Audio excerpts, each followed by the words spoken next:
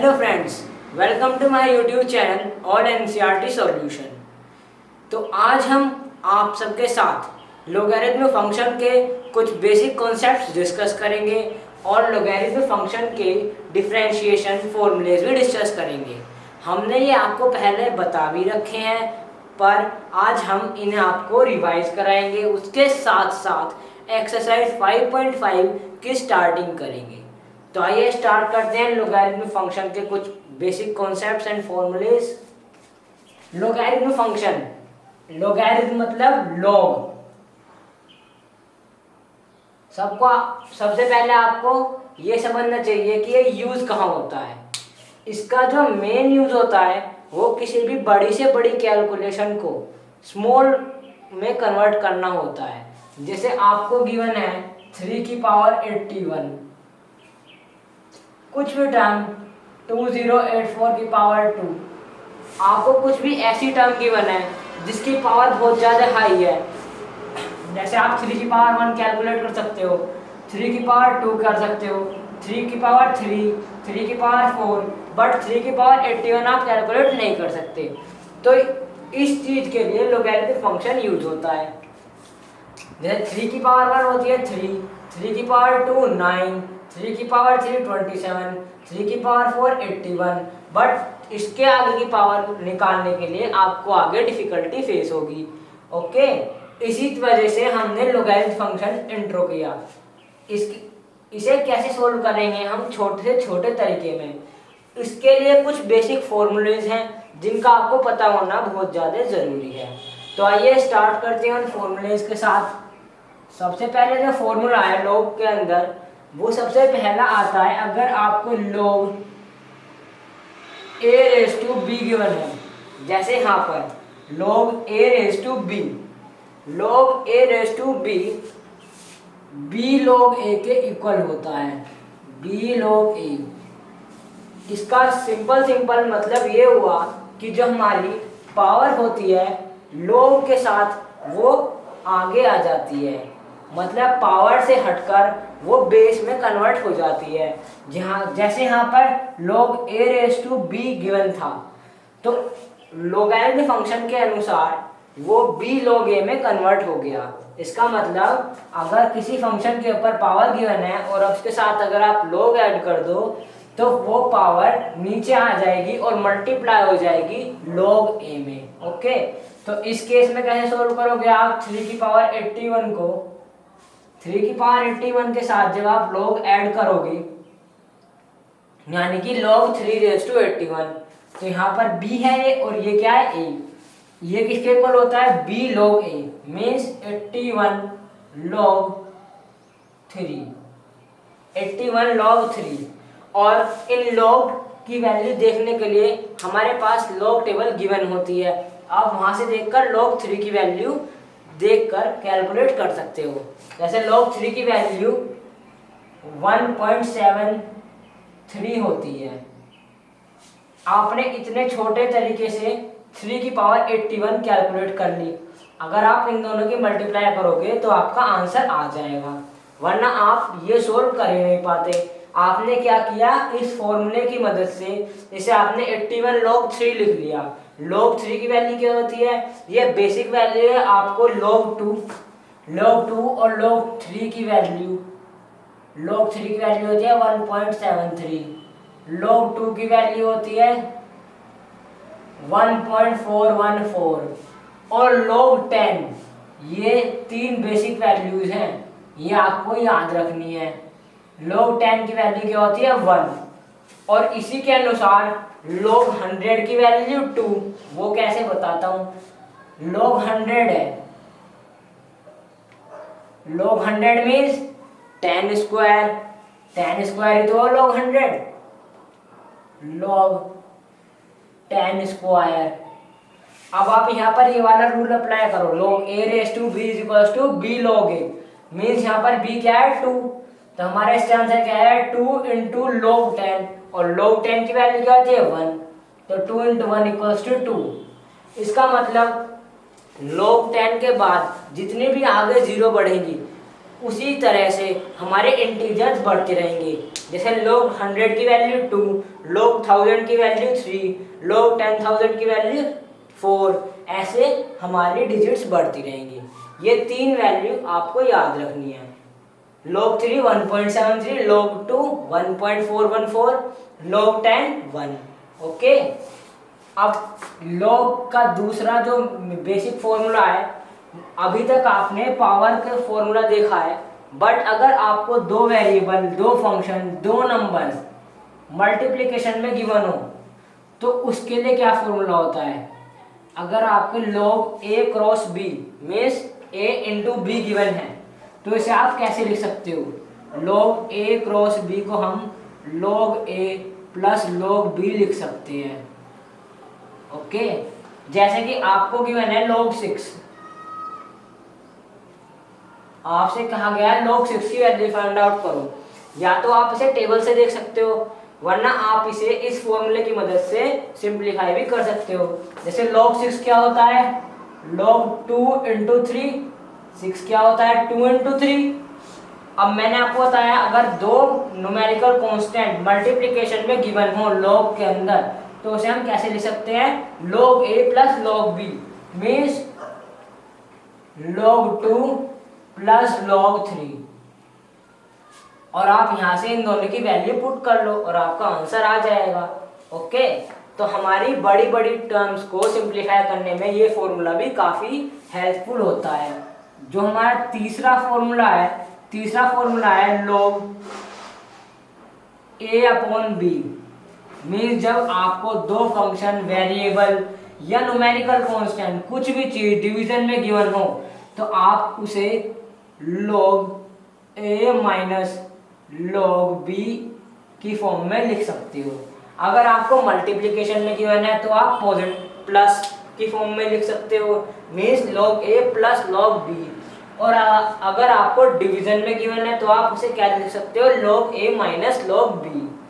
यही अगर आपको ये जितने भी log की वैल्यूज होती हैं, log दो तरीके का होता है।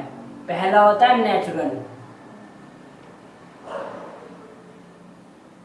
नेचुरल में आता है, अभी तक आपने पढ़ा है exponential forms, e raise to x जो आपने अभी तक पढ़ी है, e रेस टू x की फॉर्म्स। ओके, और उसके बाद आता है हमारा बेस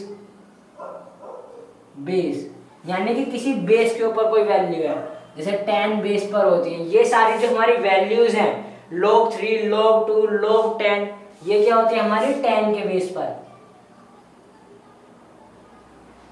ओके, इसी तरीके से अगर हमें log x to the base y, यहाँ पर y हम स्मॉल लेटर्स में लिखते हैं, इसे कहते हैं, इसे हम कैसे पढ़ते हैं, log x to the base y।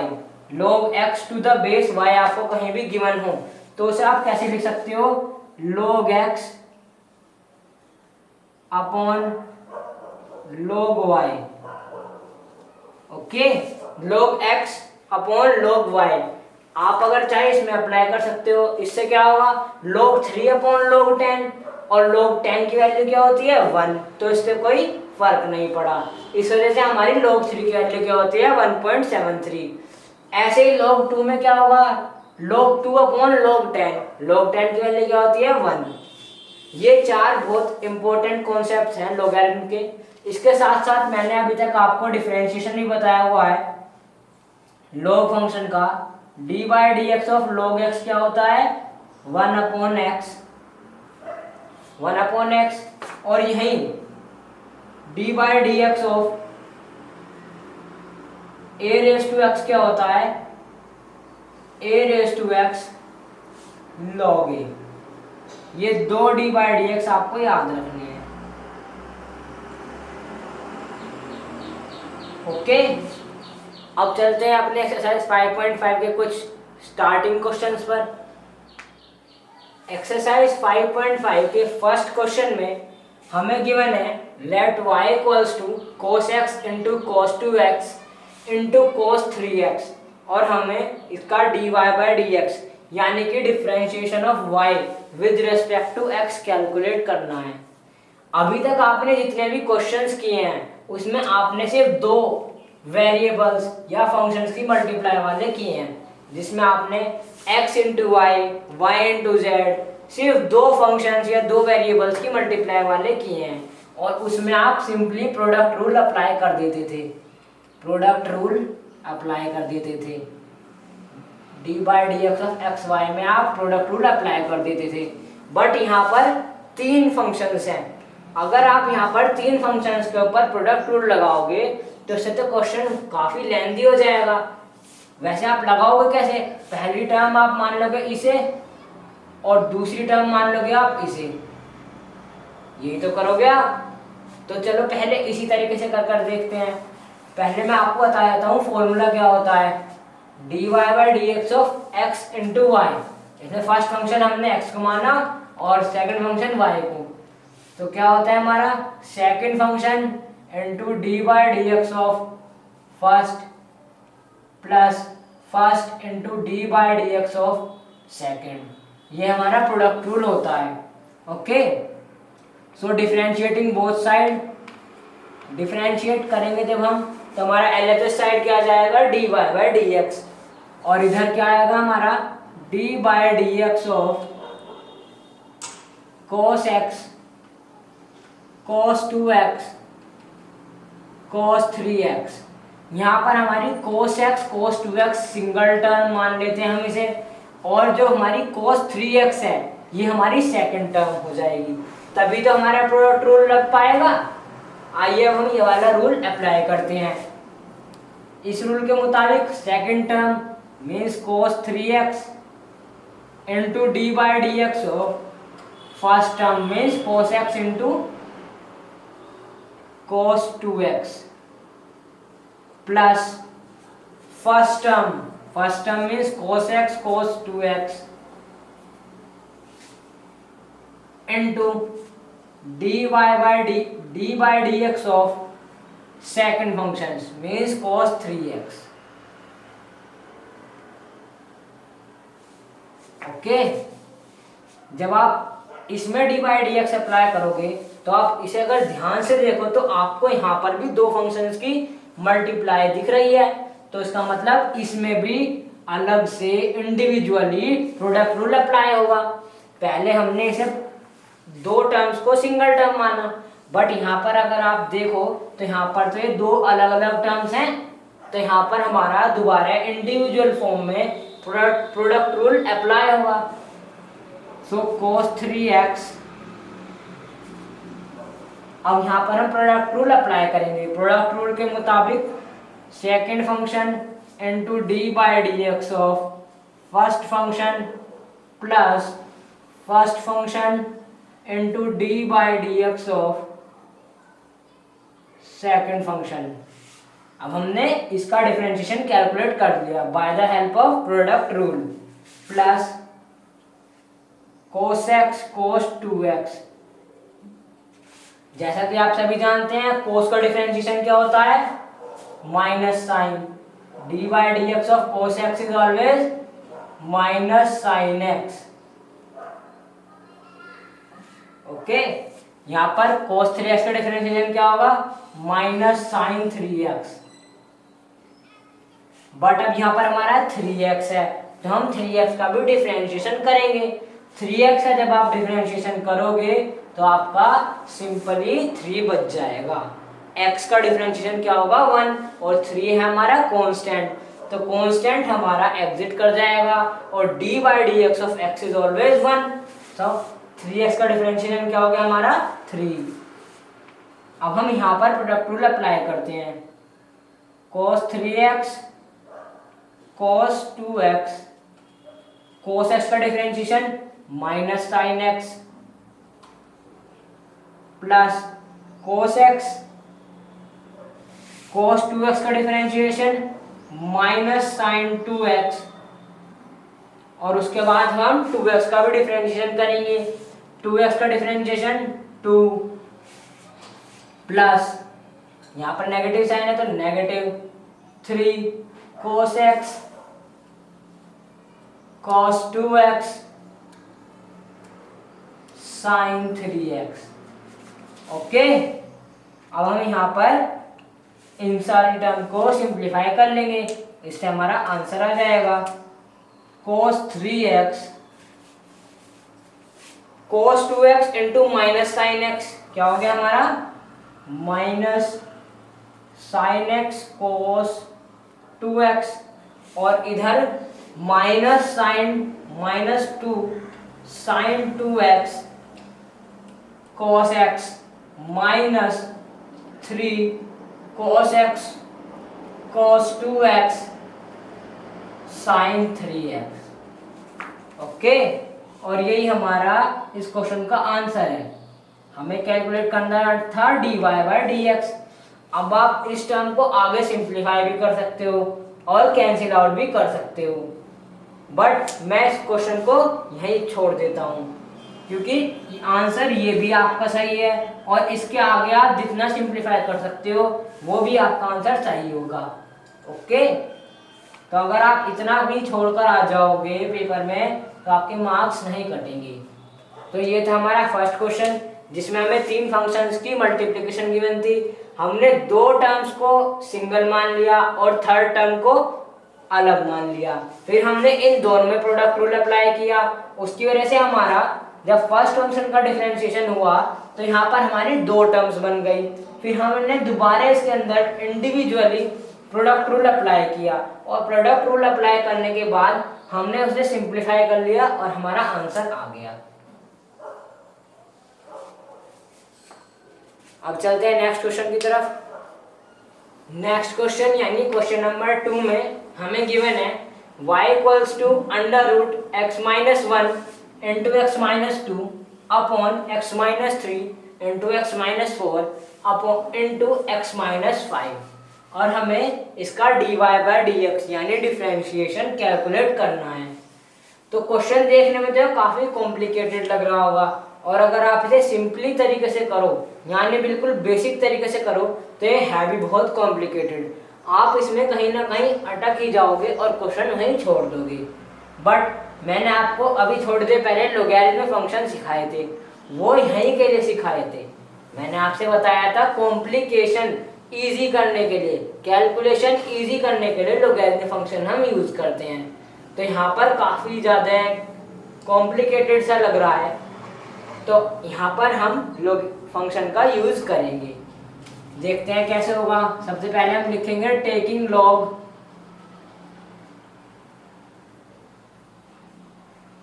Both sides. जब आप बोथ साइड्स लॉग लोगे तो LHS साइड क्या हो जाएगा log y इक्वल्स टू, और इस साइड क्या आएगा log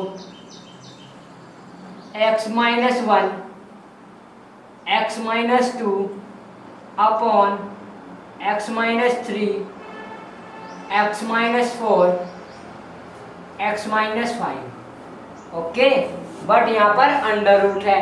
अंडर रूट को आप क्या लिख सकते हो, इस होल की पावर हाफ। अंडर रूट मतलब क्या होता है, होल की पावर हाफ। अभी थोड़ी देर पहले मैंने आपको इसके लिए एक फॉर्मूला बताया था। If log x raise to y हो तो उसे हम क्या लिख सकते हैं, y log x। log x raise to y आपको कहीं भी गिवन हो तो आप उसे कैसे लिख सकते हो, y log x। y log x तो आपको यहाँ गिवन है log x raise to y, तो आप इसे क्या लिख सकते हो, y means half log x, x minus 1 x minus 2 x minus 3 x minus 4 x minus 5। Okay, लेकिन अभी मैंने आपको थोड़ी देर पहले एक फॉर्मूला और पढ़ाया था। 3 बेसिक फॉर्मूले बताए थे मैंने आपको, जो 3 बहुत ज़्यादा इंपॉर्टेंट होते हैं। वो तीनों के तीनों ही इस क्वेश्चन में यूज होंगे, तीनों के तीनों ही इस क्वेश्चन में यूज होंगे। मैंने आपको बताया था कि अगर आपको 2 फंक्शंस डिवीजन में गिवन हो तो इसका मतलब आप उसे, जब भी आपको 2 फंक्शन डिवीजन में गिवन हो तो आप उसे log x minus log y की फॉर्म में लिख सकते हो। ओके, अब आपको दिख रहा है यहाँ पर 2 फंक्शंस यानी कि न्यूमरेटर और डिनोमिनेटर डिवीजन में गिवन है, तो आप इन दोनों को माइनस करके लिख सकते हो, हाफ log x माइनस 1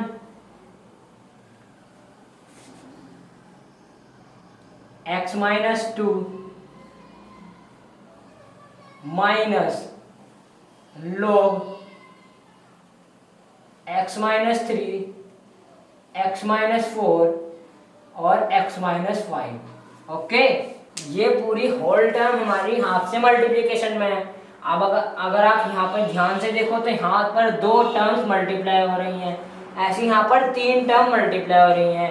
मैंने अभी आपको बताया था जब भी 2 से ज़्यादा टर्म या 2 टर्म लॉग में मल्टीप्लिकेशन में हो तो हम उन्हें एडिशन में कर लिख सकते हैं, यानी log x minus 1 plus log x minus 2 minus इधर क्या है हमारा, ये 3 टर्म मल्टीप्लिकेशन में गिवन है, मतलब हम इन तीनों को प्लस कर लिख सकते हैं। बट हमारा आगे क्या है, नेगेटिव साइन, तो ये सारी टर्म्स कैसी हो जाएंगी, negative log x minus 3 minus log x minus 4 minus log x minus 5। Okay, और इधर साइड है हमारा log y। अब आपकी ये टर्म पूरी तरीके से सिंप्लीफाई हो गई, तो अब आप इसमें डिफरेंशिएशन ऑपरेशन परफॉर्म कर दो। अगर आप यहाँ पर डिफरेंशिएशन परफॉर्म करोगे तो ये क्वेश्चन बहुत आसानी से हो गया। कैसे, पहले लिखो differentiating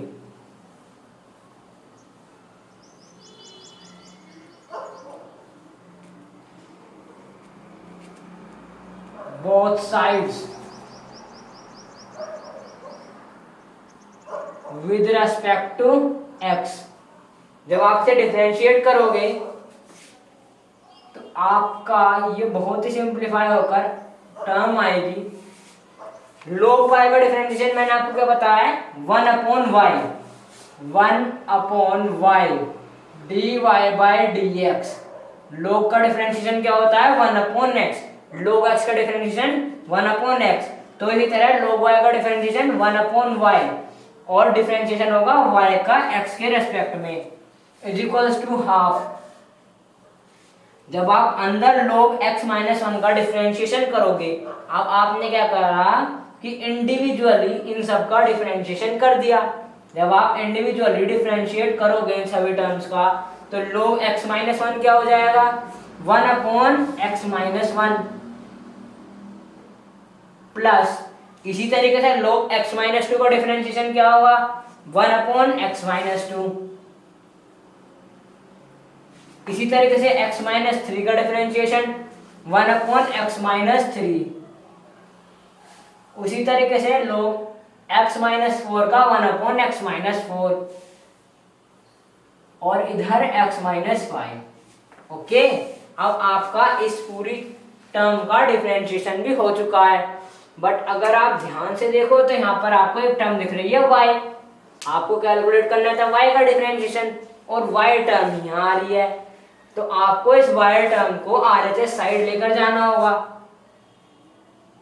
dy by dx equals to y upon 2 1 upon x minus 1 plus 1 upon x minus 2 minus 1 upon x minus 3 minus 1 upon x minus 4 minus 1 upon x minus 5। अब यहाँ पर फर्स्ट इक्वेशन यानी जो हमें क्वेश्चन में गिवन था, इस equation से आप यहाँ पर y की वैल्यू पुट कर सकते हो। जब आप यहाँ पर y की वैल्यू पुट करोगे तो आपका आंसर आ जाएगा, या फिर आप क्वेश्चन को ऐसे भी छोड़कर आ सकते हो, आंसर आपका ये भी सही है, लेकिन ज्यादा बेटर ऑप्शन ये रहेगा कि आप यहाँ पर y की वैल्यू पुट कर दो। Okay, so this is the answer.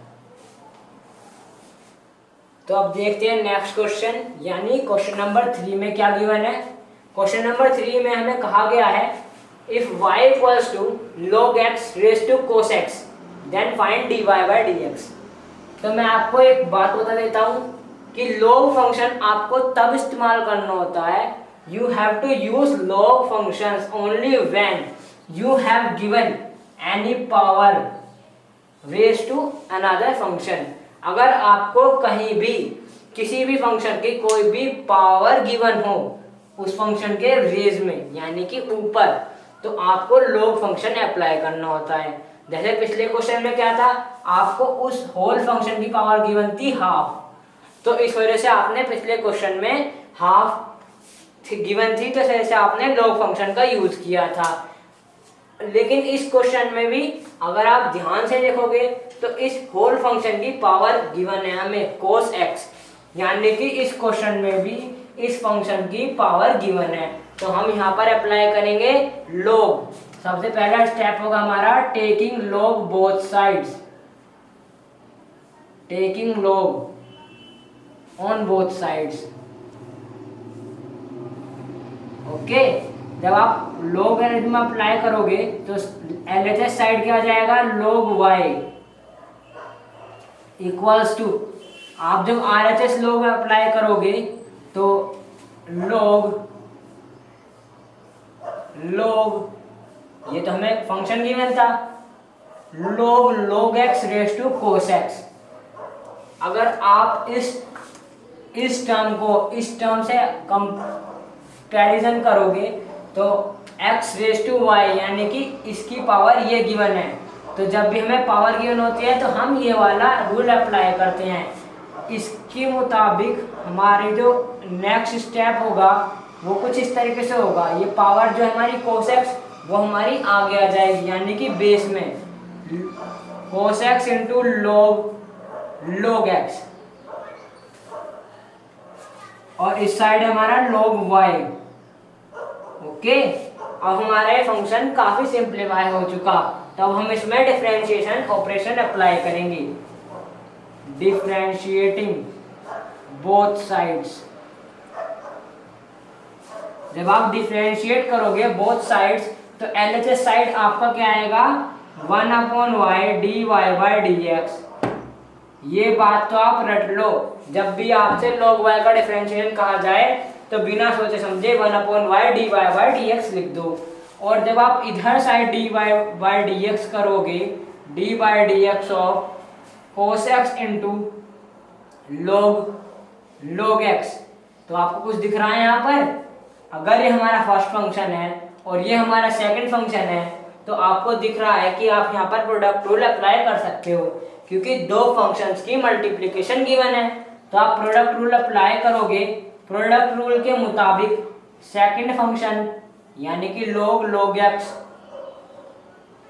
Into d by d x of first function यानी कि cos x plus first function into d by d x of second function यानी कि log x।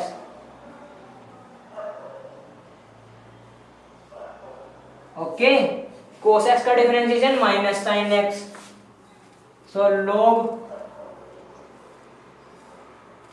log x into minus sine x plus cos x into, अब अगर आप यहाँ पर ध्यान से देखो तो log x यानी कि पहले जो फंक्शन आ रहा है वो तो हमारा आ रहा है log का डिफरेंशिएशन क्या होता है, 1/x यानी कि 1/log x, क्योंकि यहाँ पर x की जगह log x गिवन है। फिर हम करेंगे log x का डिफरेंशिएशन, क्योंकि हमें यहाँ पर दो बार log दिख रहा है। हमने पहले का डिफरेंशिएशन किया, उससे आया हमारा 1/log x। अब हम दूसरे का डिफरेंशिएशन करेंगे तो log x का डिफरेंशिएशन क्या होता है, 1/x। ओके, log x का डिफरेंशिएशन क्या होता है, 1/x। तो यहाँ पर हमारी 1/x से भी मल्टीप्लाई हो जाएगी, और इस साइड हमारा यानी कि LHS साइड हमारा 1/y dy by dx है। अब हम नेक्स्ट स्टेप में क्या करेंगे, जो हमने पिछले क्वेश्चन में करा था, हम y को RHS साइड में ले जाकर मल्टीप्लाई कर देंगे, क्योंकि हमें निकालना है आंसर x की फॉर्म में, आंसर निकालना है। तो dy by dx equals to y की मल्टीप्लाई हमारी RHS साइड में हो गई, यानी कि y log minus sine x log x plus cos x upon x log x। अब आप क्वेश्चन से यानी कि क्वेश्चन नंबर 1, इक्वेशन नंबर 1 से y की वैल्यू पुट कर सकते हो। y की वैल्यू यहाँ पर क्या है, log x raise to cos x, और सेकेंड टर्म आपकी as it is minus sine log x plus cos x upon x log x। ये हमारा इक्वल है dy बाय dx के, और यही हमारा इस क्वेश्चन का आंसर है। तो आपको एक बात ध्यान रखनी है, जब भी आपको किसी फंक्शन की पावर गिवन हो तो आपको वहां पर सिंपली log अप्लाई करना है। log अप्लाई करने के बाद LHS साइड और RHS साइड बोथ साइड, फिर उसके बाद डिफरेंशिएट करना है इसे सिंप्लीफाई करने के बाद। और जैसे ही आप डिफरेंशिएशन करोगे तो आपको ये बात ध्यान रखनी है, अगर आपको इस साइड 1/y या 1/z कुछ भी बन रहा हो तो आपको ये RHS साइड लेकर जाना है और क्वेश्चन से y की वैल्यू रखनी है, क्योंकि हमें आंसर निकालना होता है x की फॉर्म में। Okay, so that's all for today's video session. We'll meet soon in my next video with remaining questions of this exercise. For then, thank you.